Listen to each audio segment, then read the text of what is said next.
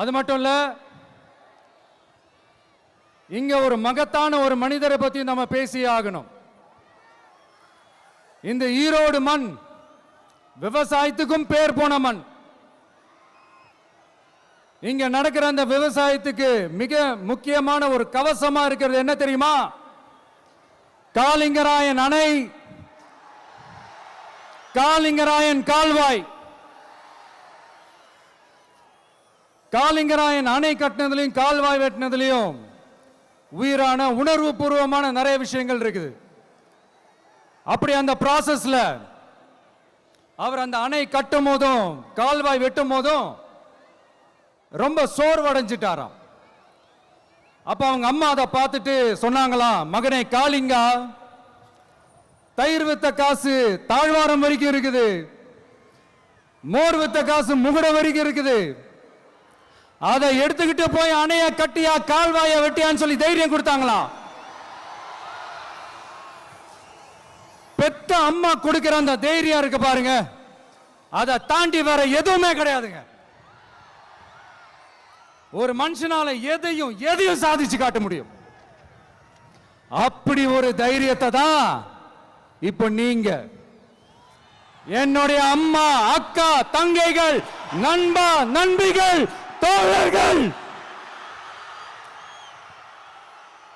எல்லாரும் எனக்கு கொடுத்திருக்கிறீங்க. அதே தைரியத்தை, அதே துணையா என் கூட நிக்கிறீங்க. இதை எப்படி நம்ம பிரிச்சு விடலாம்? இதை எப்படி நம்ம கெடுக்கலாம்? என்னெல்லாம் அவதூறுகள் நம்ம விஜய் மேல சொல்லி மக்களை நம்ப வைக்கலாம்? என்னெல்லாம் சூழ்ச்சிகள் நம்ம விஜய் மேல பண்ணி மக்களை நம்ப வைக்கலாம்? இப்படி சூழ்ச்சிகளை மட்டுமே நம்பி பொழப்ப நடத்துற சில சூழ்ச்சிக்கார கூட்டங்கள் இதை தொடர்ந்து செஞ்சுக்கிட்டு தான் இருக்கு. ஆனா அவங்களுக்கு தெரியாது, இது இன்னைக்கு நேத்து வந்த உறவு இல்ல. கிட்டத்தட்ட 30-33 வருஷத்துக்கு மேல இருக்கிற உறவு. ஏன், நான் சினிமாவுக்கு வந்தப்போ எனக்கு வயசு 10, அப்பல இருந்தே இந்த உறவு ஸ்டார்ட் ஆகி போயிட்டு இருக்கேன்னு அவங்களுக்கு தெரியாம போச்சு. அதனால என்ன பண்ணாலும், நீங்க என்ன ட்ரை பண்ணாலும், எல்லாத்தையும் விட்டுட்டு மக்களுக்காக வந்திருக்கிற இந்த விஜய மக்கள் ஒரு நாளும் கைவிட மாட்டாங்க. மக்கள் கூடவே நிக்கிறாங்க, கூடவே நிப்பாங்கன்னு அவங்களுக்கு தெரியாம போச்சு. என்னப்பா நிப்பீங்கல்ல? உங்களை நம்பிதாப்பா வந்திருக்கிறேன். அதான் இந்த சத்தம் தாங்க வாழ்நாள் பூரா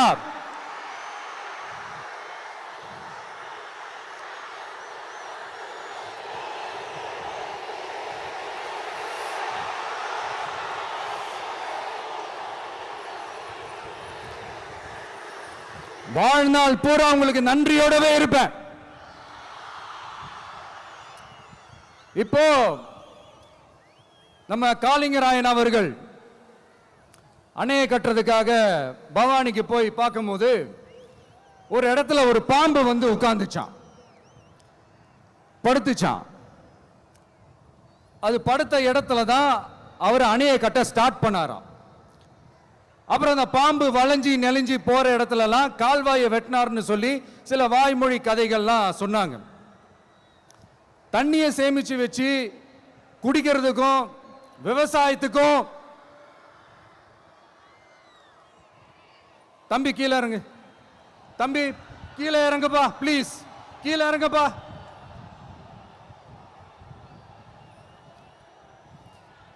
ஓகே, தேங்க்யூ கீழே இறங்குங்க, கீழே இறங்குப்பா. நீ இறங்கினாதான் முத்தம் கொடுப்பேன்.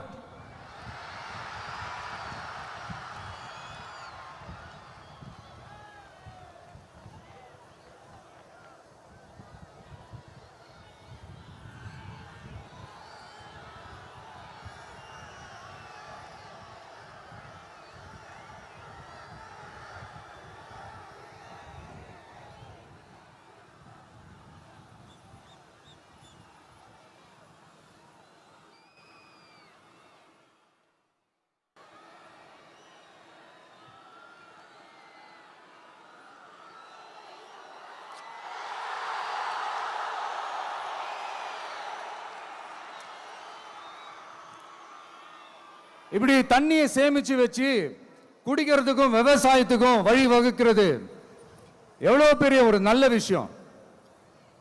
ஸோ இந்த மாதிரி நல்ல விஷயங்கள்லாம் செஞ்சிட்டு கதைகள் சொன்னா பரவாயில்ல, எதுவுமே செய்யாம கதைகளை மட்டும் அடிச்சு விடுறது எப்படி? அத்திக்கடவு அவிநாசி திட்டத்தை இன்னும் விரிவுபடுத்தினா அந்த 3 மாவட்டத்தில் இருக்கிற லட்சக்கணக்கான மக்களுக்கு எவ்வளவு பிரயோஜனமா இருக்கும்.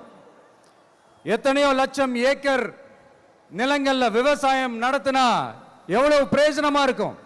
ஏன் அதெல்லாம் பண்ண மாட்டேன்றீங்க? வள்ளுவர் கோட்டத்துக்கு காட்டுற அக்கறைய இங்க மக்கள் வாழ்வாதாரத்தில் கொஞ்சம் காட்டலாம்ல, ஏன் காட்ட மாட்டேன்றீங்க? இங்க என்ன கவர்மெண்ட் நடத்துறாங்களா இல்ல கண்காட்சி நடத்துறாங்களா? இந்த 21ஆம் நூற்றாண்டிலே மக்களை பத்தி எதுவுமே யோசிக்கிறது இல்ல. ஆனா அந்த காலத்திலேயே இது எல்லாத்தையும் பத்தி யோசிச்ச மக்களை பத்தி, குடிக்கிற தண்ணியை பத்தி, விவசாயத்தை பத்தி, அணை கட்டுறதை பத்தி, கால்வாய் வெட்டுறதை பத்தி, இதெல்லாம் எங்கிருந்து? பவானியிலிருந்து நொய்யலாறு வரைக்கும் கால்வாய் வெட்டி இது எல்லாத்தையும் பத்தி யோசிச்ச காளிங்கராயன் அவர்களுக்கு கோடி கும்பிடு போட்டாலும் பார்த்தாதுங்க. இப்படி அந்த காலத்தில் இருந்த ஒரு ஹீரோவை பத்தி பேசிட்டு இந்த காலத்தில், அதாவது 1920th செஞ்சுரியில் இருந்த ஒரு ஹீரோவையும் பத்தி நம்ம பேசி ஆகணும்ல. ஒருத்தர் இலகிய மனம் கொண்ட ஹீரோனா இன்னொருத்தர் இரும்பு மாதிரி அயன் மேன் தான். எஸ், நம்ம ஈரோடு கடப்பாறை தான்.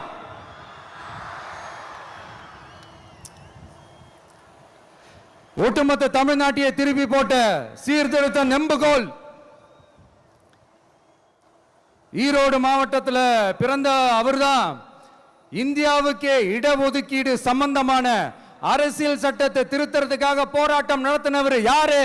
சரி, ஒரு ஆச்சரியத்தோட பார்க்கக்கூடிய ஒரு மனிதர், நம்மளுடைய கொள்கை தலைவர். அப்ப அண்ணாவும் எம்ஜிஆரும் யாரு? பெரியார் அவர்கள் கிட்ட இருந்து எங்களுக்கு தேவையான கொள்கைகளை எடுத்துக்கிட்டோம். அவரை ஃபாலோ பண்ற, அவரை வழிகாட்டி ஏத்துக்கிட்ட அண்ணா அவர்கள் கிட்ட இருந்தோம், எம்ஜிஆர் அவர்கள் கிட்ட இருந்தோம் தேர்தல் அணுகுமுறையை எடுத்துக்கிட்டோம். அண்ணாவும் எம்ஜிஆரும் தமிழ்நாட்டோட சொத்து. அவங்கள பயன்படுத்துறத பத்தி யாரும் இங்க கம்ப்ளைண்ட்லாம் பண்ண முடியாது. அண்ணா எங்களோடது, எம்ஜிஆர் எங்களோடது, நீங்களா எடுத்துக்க கூடாது அப்படின்லாம் யாரும் இங்க அழுதுட்டு இருக்க முடியாது, சொல்லிவிட்டேன். அதனால நாங்க ஒரு வழியில அரசியல் செஞ்சுக்கிட்டு போயிட்டு இருக்கிறோம். உங்களுக்கு தான் டிவிக்கு ஒரு பொருட்டே இல்லைல்ல, அப்புறம் ஏன் கதறீங்க? அப்புறம் ஆளாளுக்கு அங்க போயிட்டு இங்க போயிட்டு புலம்பி தள்ளிக்கிட்டு இருக்கிறீங்க. இது எப்படி இருக்கு தெரியுமா? எனக்கு பயம் இல்ல, எனக்கு பயம் இல்ல அப்படின்னு சத்தமா சவுண்ட் விட்டுக்கிட்டே, சத்தமா பாட்டு பாடிக்கிட்டே, இந்த நடுங்கிக்கிட்டே சின்ன பசங்க நடந்து போவாங்க, அந்த மாதிரி இருக்கு. முதல்ல மண்டையில இருக்கிற கொண்டைய மறைங்க சார்.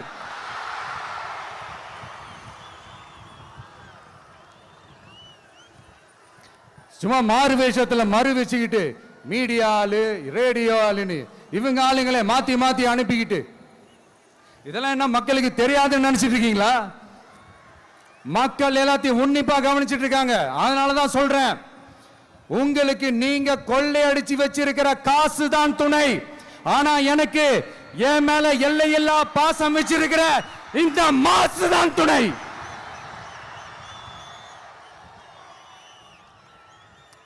இப்படி நமக்கு துணையா இருக்கிற ஈரோடு மக்களுக்காக நான் இப்போ குரல் கொடுக்கலாம் வந்திருக்கிறேன். சரி, இப்ப விஷயத்துக்கு வருவோம். பெரியார் அவர்கள் கிட்ட இருந்த அந்த செல்வாக்கையும் அந்த பதவிகளையும் அந்த பவரையும் வச்சுக்கிட்டு அவர் என்ன சொன்னார் தெரியுமா? இவ்வளவு செல்வாக்கு, இவ்வளவு பதவிகள், இவ்வளவு பவர் இருந்தோம் நான் ஒரு 5 பைசா காசு சம்பாதிச்சிருப்பேனா? எனக்கோ இல்லை என் குடும்பத்துக்கோ பட்டங்கள் வேணும், பதவி வேணும்னு ஏதாவது கேட்டிருப்பேனா? இல்லை ஏதாவது லாபம் பார்த்திருப்பேனா? இல்லை எதுக்காவது ஆசைப்பட்டிருப்பேனா? ஆனா அவர் பேரை சொல்லிக்கிட்டு, அவருடைய கொள்கையை ஃபாலோ பண்றதா சொல்லிக்கிட்டு இப்ப ஆட்சியில இருக்கிறவங்க என்னெல்லாம் செய்யறாங்கன்னு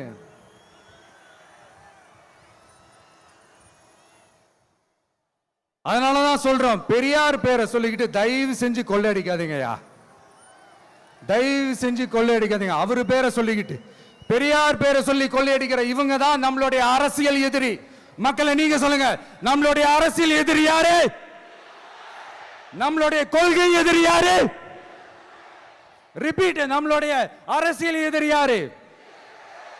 நம்மளுடைய கொள்கை எதிரி யாரு? உங்களுக்கு புரியுது இல்ல? எனக்கு அது போதும்யா, எனக்கு வேற எதுவுமே தேவையில்லை.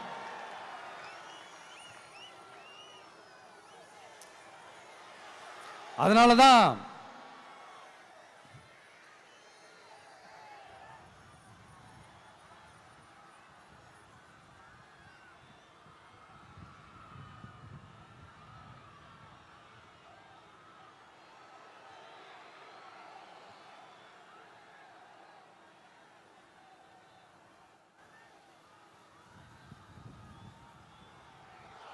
உங்களுக்கு நம்மளை பத்தி, நம்ம அரசியலோட, நீங்க எல்லாரும் என்னோட அரசியலோட கனெக்டடா இருக்கீங்கன்றது ரொம்ப தெளிவா தெரியுது. அதனால எனக்கு அது போதும். அதனாலதான் எதிரிகள் யாருன்னு சொல்லிட்டு களத்துக்கு வந்திருக்கிறோம். அதனால அவங்கள மட்டும் தான் எதிர்ப்போம். அதுவும் அந்த எதிரிகள் யாரு இப்போ இங்க 2026 சட்டமன்ற தேர்தலில் களத்தில் இருக்கிறாங்களோ அவங்கள மட்டும் தான் எதிர்ப்போம். சும்மா களத்திலே இல்லாதவங்களையும், களத்துக்கும் அவங்களுக்கும் சம்பந்தமே இல்லாதவங்களையும் எதிர்க்கிற ஐடியாலாம் இல்ல பாஸ். நீங்க கேட்கிறீங்கன்றதுக்காகலாம் எதிர்த்துட்டு இருக்க முடியாது பாஸ். எங்களுக்கு நிறைய வேலை இருக்குது.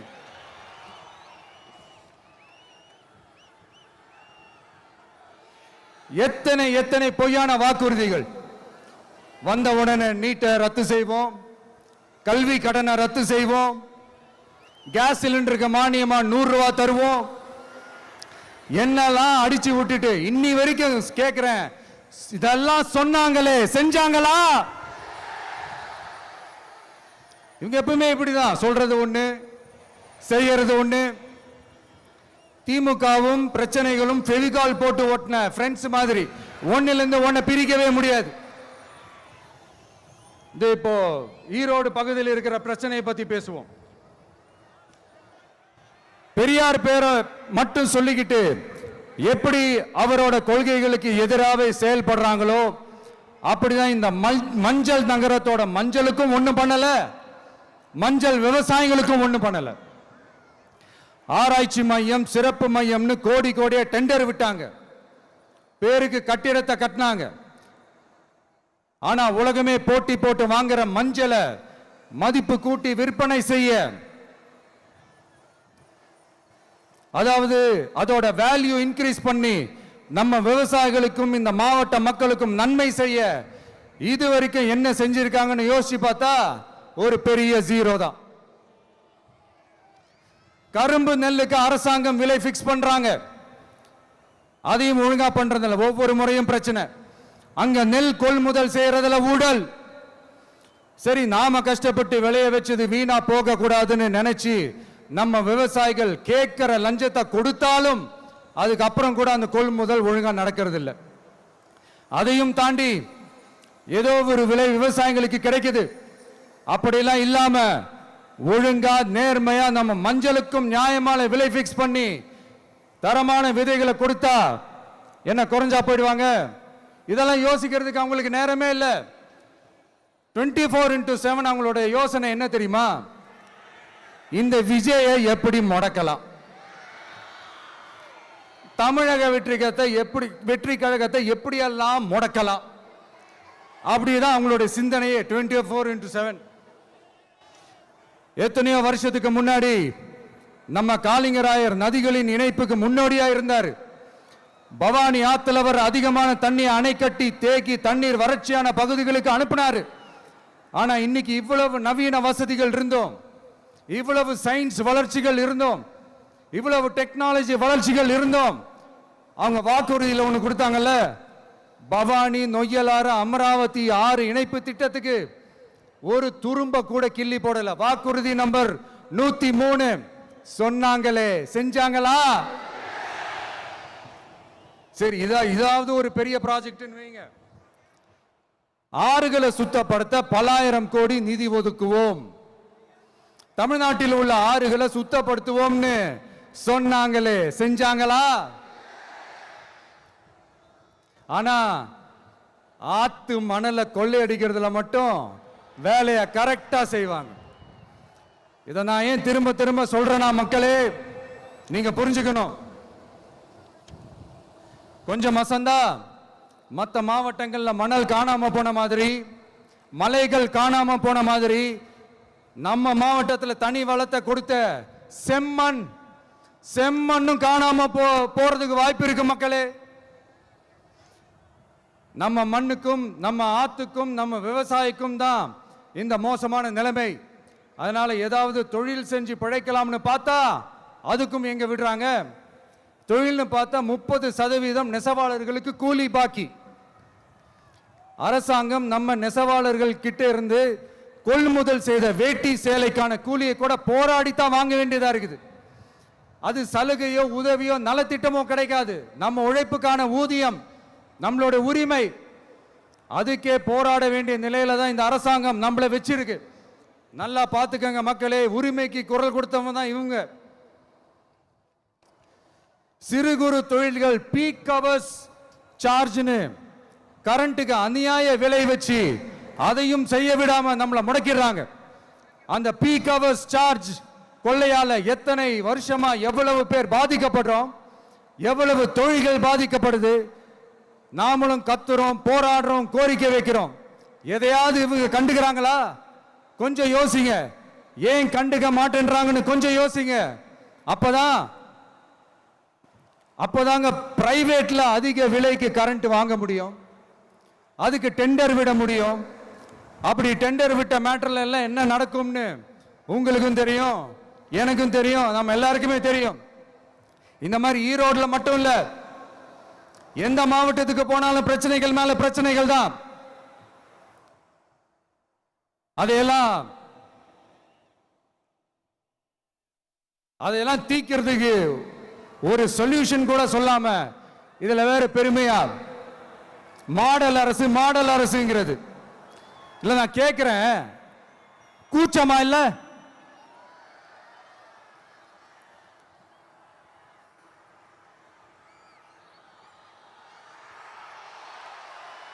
இதெல்லாம் கேட்டா அப்படியே நம்ம பக்கம் யூட்டர்ன் அடிச்சு வந்துருவாங்க.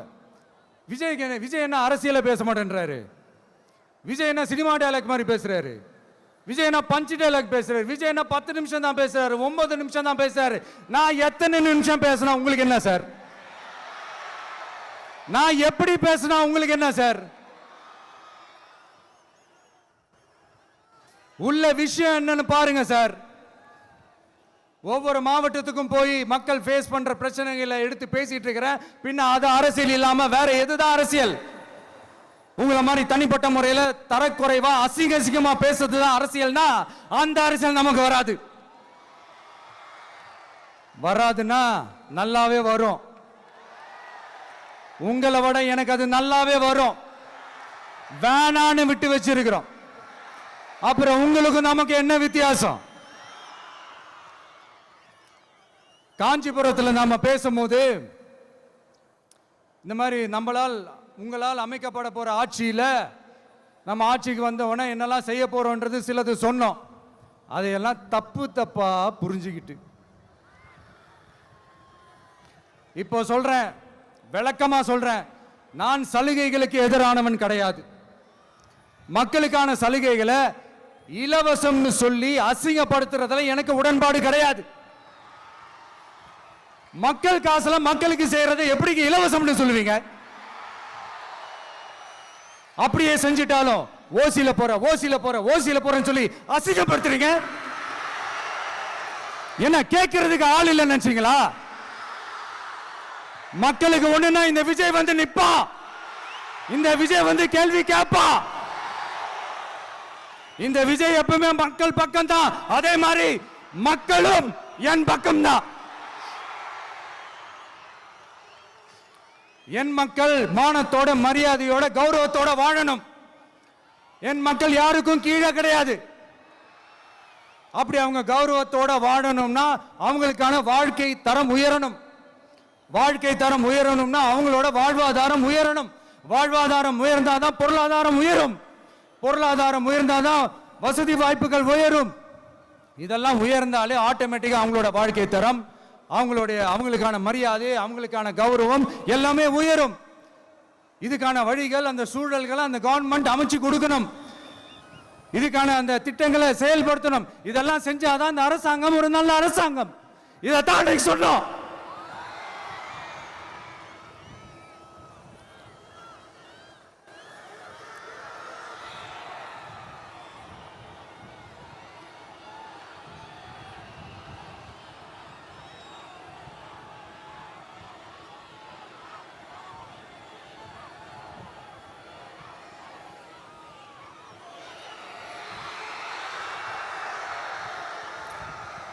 இதைத்தான் இன்னைக்கு சொன்னோம். உடனே சொன்னா மட்டும் போதுமா? எப்படி செயல்படுத்துவீங்க? நாங்க என்ன வாயிலேயே வடை சுடுறதுக்கு டிஎம்கேவா? டிவிகேடா?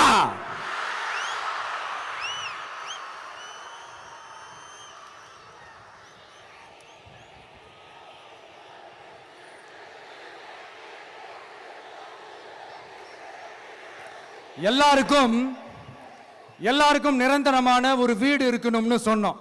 உடனே எங்க ஆட்சியிலே நாங்க எல்லாரும் வீடு கட்டி கொடுத்துட்டோமே அப்படிங்கிறது இல்ல. நான் கேட்கிறேன், இங்க உங்களை தான் கேட்கிறேன், இங்க வாடகைக்கு இருக்கிறவங்களே இங்க யாரும் இல்லையா? எல்லாருக்கும் சொந்தமா வீடு கட்டி கொடுத்துட்டாங்களா? அடுத்து வீட்டில் இருக்கிற ஒவ்வொருத்தரும் மினிமம் டிகிரி படிச்சிருக்கணும் அப்படின்னு சொன்னோம். உடனே எங்க ஆட்சியிலே எல்லாரும் டிகிரி படிச்சு முடிச்சிட்டாங்களே அப்படிங்கிற மாதிரி சொல்றது அது உண்மைனா?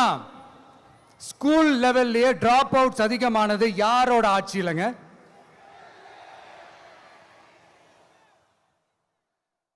பசங்க பிள்ளைங்க யாரும் ஸ்கூல்ல சேரலன்னு சொல்லிட்டு எனக்கு தெரிஞ்சு 207 கவர்மெண்ட் ஸ்கூல்ஸ் மூடினது யாரோட ஆட்சியிலங்க? இதுல கல்வியில் சிறந்த தமிழ்நாடுன்னு டிராமா வேற. அடுத்து குடும்பத்தில் ஒருத்தருக்கு நிரந்தரமான வருமானம் வரணும், வேலை வாய்ப்பு கிடைக்கணும் அப்படின்னா நாங்க கொடுக்காத வருமானமா, நாங்க கொடுக்காத வேலையா அப்படிங்கிறது. எத்தனையோ லட்சம் காலி பணியிடங்கள் நிரப்புவோம்னு வாக்குறுதி கொடுத்துட்டு ஆட்சிக்கு வந்தீங்கல்ல, எத்தனை லட்சம் காலி பணியிடங்களை நிரப்புனீங்க? அட்லீஸ்ட் 1 லட்சம் காலி பணியிடங்களாவது நிரப்புனீங்களா? இதெல்லாம் சொல்லிட்டு மக்களை ஏமாத்துறது யாரோட ஆட்சியிலங்க? அடுத்து ரொம்ப முக்கியமா, பெண்களுக்கு பாதுகாப்பு இல்ல, சட்டம் ஒழுங்கு சரியா இல்லைன்னு சொன்னா தமிழ்நாட்டில் பெண்கள் பாதுகாப்பு தான் அதிகமா இருக்குதான். நீங்க சொல்லுங்க மக்களே, பெண்கள் பாதுகாப்பு இருக்கு? சட்டம் ஒழுங்கு சரியா இருக்கு? அவங்க சொல்றது உண்மையா? அவங்க சொல்றதை நீங்க ஏத்துக்கிறீங்களா? சத்தமா கேக்குதா சார்? இதுதான் ரியாலிட்டி, இதுதான் நிஜம். நம்மளுடைய ஆட்சியில சட்டம் ஒழுங்குல சமரசமே இருக்காது. அதனாலதான் இவ்வளவு ஸ்ட்ராங்கா சொல்றோம், தைரியமா இருங்க மக்களே. இந்த மாதிரி விஷயங்கள்லாம் நம்ம மக்கள் கிட்ட எடுத்து சொன்னா உடனே இந்த இது எடுத்துட்டு வந்துருவாங்க.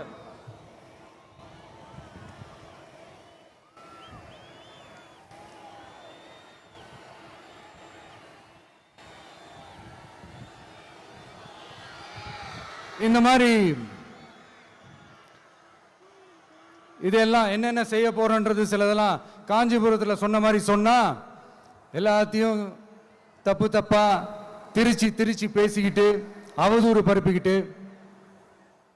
நான் கூட யோசிப்பேன், எம்ஜிஆர் அவர்களும் மேடம் ஜெயலலிதா மேடம் அவங்களும் ஒரே வார்த்தையில சொல்லி இந்த திமுகவை காலி பண்ணாங்கல்ல. நான் கூட யோசிப்பேன், ஏன் இவ்வளவு ஹார்ஷா பேசுறாங்க, ஏன் இவ்வளவு ஹார்ஷா அவங்கள திட்டுறாங்கன்னு யோசிச்சது உண்டு. இப்பதானே புரியுது. அவங்க 2 பேரும் சொன்னதை இப்ப நானும் ரிப்பீட் பண்றேன். திமுக ஒரு தீய சக்தி, திமுக ஒரு தீய சக்தி, திமுக ஒரு தீய சக்தி, திமுக ஒரு தீய சக்தி. தீய சக்தி, தீய சக்தி, தீய சக்தி. என் நெஞ்சில் குடியிருக்கும் ஈரோடு மக்களே,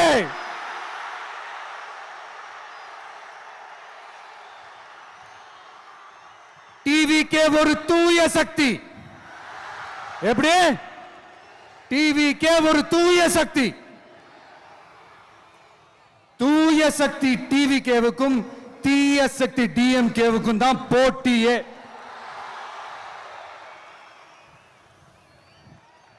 என்ன முடக்கலாம்னு நினைக்கிறீங்க, ஆனா இந்த சத்தத்தை ஒரு நாள் உங்களால முடக்க முடியாது. மக்கள் விரோத திமுக அரசை வீழ்த்த மக்கள் சக்தியான நம்மளால மட்டும்தான் முடியும். அண்ணன் செங்கோட்டையன் அண்ணன் அவர்கள் நம்ம கூட வந்து சேர்ந்தது நமக்கு ஒரு மிகப்பெரிய ஒரு பலம். அந்த மாதிரி செங்கோட்டையன் அண்ணன் அவர்கள் மாதிரி இன்னும் நிறைய பேர் வந்து சேர இருக்கிறாங்க. அவங்க எல்லாருக்குமே அந்த உரிய அங்கீகாரத்தை கொடுப்போம். அது மட்டும் இல்ல, அப்புறம் இன்னொரு விஷயம் சொல்ல மறந்துட்டேன். இப்போ ரீசண்டா ஒரு இடத்துல நம்ம சிஎம் சார் அவர்கள் பேசும்போது சொன்னாங்க, என் கேரக்டரையே புரிஞ்சுக்க மாட்டேங்கிறேன். இது சினிமா டயலாக் இல்லையா? நான் ஏதாவது பேசினா சினிமா டயலாகா? சார் பேசினா அது சினிமா டயலாக் இல்லையா? சிலப்பதிகாரத்திலிருந்து எடுத்ததா அந்த லைன். என் கேரக்டரையே புரிஞ்சுக்க மாட்டேன்றது. உங்களை எப்படிதான் சார் புரிஞ்சுக்கிறது? எந்தெந்த விஷயத்துலலாம் சார் உங்க கேரக்டர் நாங்கள் புரிஞ்சுக்கிறது? அதையும் நீங்களே சொல்லிட்டீங்கன்னா கொஞ்சம் நல்லா இருக்கும் சார். சட்டம் ஒழுங்குல நாடே சந்தி சிரிக்குது, அதுலையா? பெண்கள் பாதுகாப்புல நாடே சந்தி சிரிக்குது, அதுலையா? பொய் வாக்குறுதிகளா கொடுத்து ஏமாத்தி ஆட்சிக்கு வந்தீங்களே, அதுலையா? எதுல தான் சார் உங்க கேரக்டர் நாங்கள் புரிஞ்சுக்கிறது? ஆனா ஒண்ணு, தமிழ்நாட்டில் ஆட்சி செய்யற நீங்களும் சரி, ஒன்றியத்தில் ஆட்சி செய்யறவங்களும் சரி, நீங்க ரெண்டு பேரும் முதல்ல என்னோட கேரக்டரை புரிஞ்சுக்கணும் சார். என்னோட கேரக்டர்னு சொன்னது நம்ம மக்களோட கேரக்டரை. 2026 சட்டமன்ற தேர்தலோட அந்த கேரக்டரே கொஞ்சம் வேற மாதிரி சார். அதை கொஞ்சம் தயவு செஞ்சு நீங்க புரிஞ்சுக்கணும் சார். மீண்டும் சந்திக்கும் வரை நன்றி, வணக்கங்க சார். நண்பா, நண்பிகள், இங்க வந்து எல்லாம் வந்து பார்த்தோம், எல்லாம் நல்லபடியா நடந்தது. சேஃபா வந்துட்டு சேஃபா வீட்டுக்கு போயிடுங்க. எனக்கு எல்லாத்தையும் விட நீங்க தான் எனக்கு முக்கியம். தயவு செஞ்சு சேஃப்டியா போயிட்டு வாங்க. ஒரு ஈரோடு செல்ஃபி ஒன்று எடுப்போமா?